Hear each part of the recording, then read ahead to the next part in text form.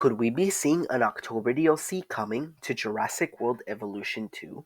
As you guys already know, I recently made a video on how we could be seeing our next Jurassic World Evolution 2 DLC sooner than we think in October.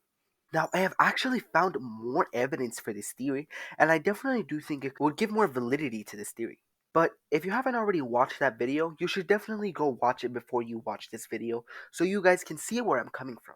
But I would like to shout out another channel, Paracanthus, for bringing this to my attention. But let's continue. Now, as most of you guys know, Jurassic World Evolution 2's DLC release schedule is usually very rigid. We usually would receive a March DLC, a June DLC, a September DLC, and finally a December DLC. But this year, that did not occur.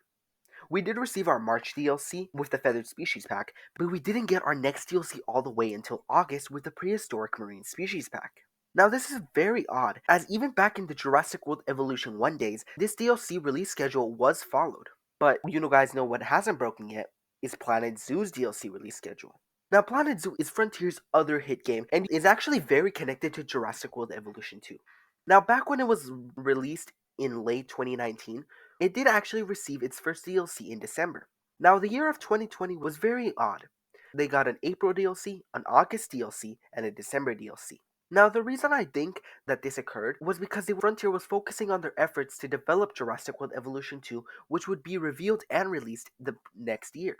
But for the year of 2021 and 2022, and currently in 2023, they have followed a DLC release schedule of having an April DLC, a June DLC, an October DLC, and a December DLC. Planet Zoo actually did receive their June DLC with the Arid Pack, and they actually did receive their April DLC as well with the Tropical Pack. Planet Zoo and Jurassic World Evolution 2's DLC release is actually pretty connected. Back in December of last year, we actually got the reveal of the Malta DLC on November 29th. A few days later, on December 2nd, we got the reveal of the Planet Zoo Grasslands pack.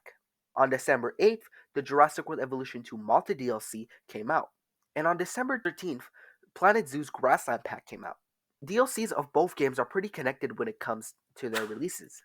This isn't the first time we saw this. The first instance we saw this ever was when we got the Return to Jurassic Park DLC in Jurassic World Evolution 1, and we got the Arctic pack for Planet Zoo. Now, obviously, we didn't receive nothing for the majority of 2021 and 2020. On December 2021, we got the Early Cretaceous pack for Jurassic World Evolution 2 and the Europe pack for Planet Zoo. This obviously kept occurring. April, we got the Wetlands and Camp Cretaceous DLCs. June, we got the Conservation and Biosyn DLC. September, we got the Lake Cretaceous, and a little bit after, we got the Twilight Pack. We got the Grasslands and Multipack. And then in April of this year, we got the Feathered Pack and the Tropical Pack for Planet Zoo. This obviously shows that Planet Zoo and Jurassic World Evolution 2's DLC release schedule are pretty connected. Now, as we did not receive a June DLC for Jurassic World Evolution 2, this broke this trend, and we recently got our next DLC in August. But I'm assuming that if we did receive a June DLC, that it would have coincided with the Arid Animal Pack that came out for Planet Zoo in June. Now, following the previously established DLC release schedule, it would probably be safe to assume that we could be seeing an October DLC and December DLC for Planet Zoo. Now, this actually lines up perfectly with my previous theory, as I said that we could be receiving an October DLC and December DLC.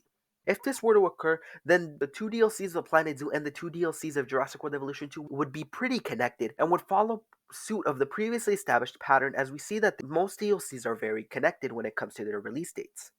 Having an October DLC and December DLC for both Planet Zoo and Jurassic World Evolution 2 would also allow Frontier to maximize their profits during this time.